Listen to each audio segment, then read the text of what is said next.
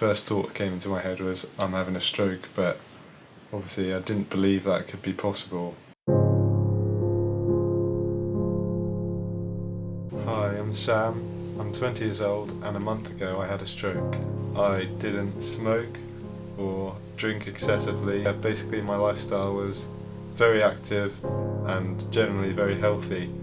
This year I was co-captain of bioscience football, which I always enjoy playing football, and I have since I was about 10 years old. The day it happened, a girlfriend and I went into Cardiff. I was going to the gym, she was going to dance. I was doing a normal gym routine really, nothing too strenuous. And then I was finishing off my last set of a kettlebell where I was pushing up like this in front to work my chest. And I finished off the last rep of the set and started feeling dizzy.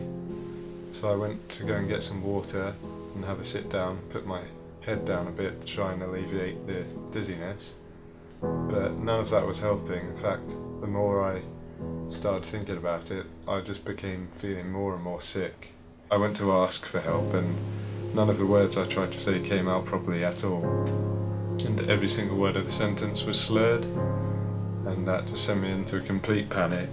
Obviously the first thought that came into my head was I'm having a stroke, but obviously I didn't believe that could be possible.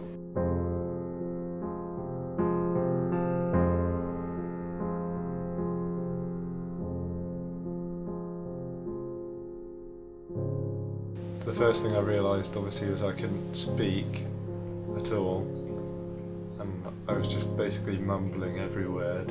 Nothing would come out properly, and they handed me a cup of water from the desk to sort of relax me, and all that happened then was I poured freezing cold water all down my front because it dribbled out the left side of my mouth, which was apparently drooping down.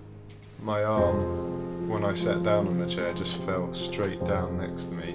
I had no control over it whatsoever, and when I was asked to raise it as part of the test so I could get it to about here, and then there was physically no more I could do. One of the most worrying tests is when I had to shrug my shoulders, and all that happened was just my right shoulder went up, and however much I tried I couldn't get my left to move. And my hand seemed to be locked and my fingers were together, I couldn't spread them out.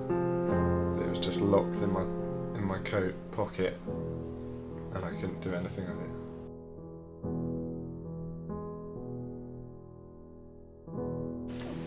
One of the first things I started thinking about was how much it was probably going to worry other people that I knew, especially as my girlfriend was just in the same building and I knew people had gone to go and find her to come and help. But I got very worried when my parents got contacted on the phone and everything. I knew it was serious then, and it was beginning to worry me that it was worrying a lot of people and obviously causing a lot of panic. So that was probably one of the most stressful things about it. But then as I was sitting there having all the tests from the paramedics on the phone, I just couldn't believe what my body couldn't do anymore. A fast response to a stroke is the most vital part, and that distressed me a lot when we'd been sitting there for about half an hour and the ambulance was nowhere closer. I got in the car with my girlfriend. She was obviously looking very, very panicked and distressed, and we went straight to hospital. Luckily one of the gym workers actually knew the area very well and was able to direct us to A&E, and we got there very quickly. And I was taken straight in and was held upright by Alex from the gym as we went to the desk at A&E. And then I was taken in to get my blood pressure and pulse measured, which obviously flagged up as a stroke.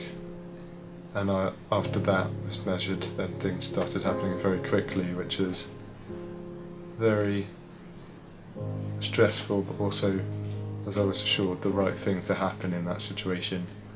So I got moved down to T4. T4 is the high dependency ward. I was told that I could be woken up in the middle of the night for emergency surgery, and that could be one of the possibilities, the other one including that I wouldn't wake up at all.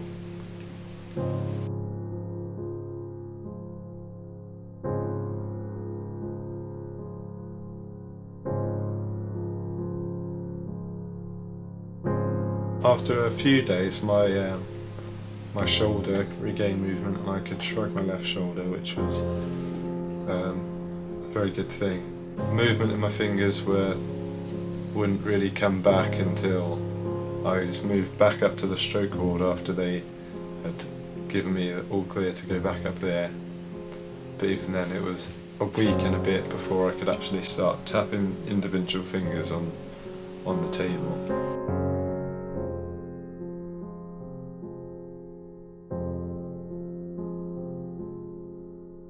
My facial weakness would prove to stay for a long time, until probably about 10 days later when I could finally make a proper smile.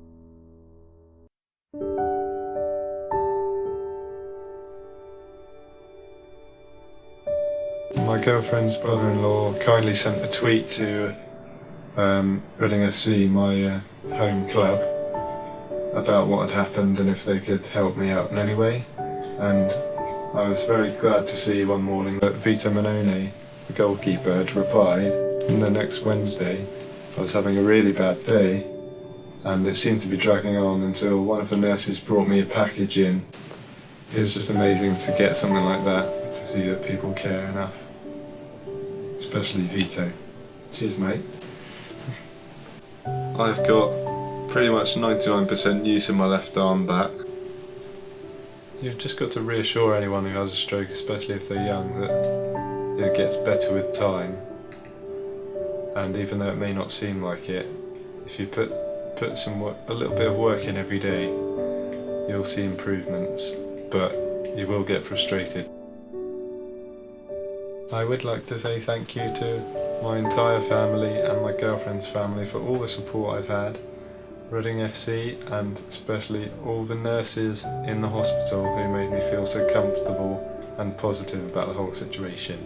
Lastly, the physios and occupational therapists who have been so kind to me and so positive, and the improvements I've made I've never thought I would have been able to make.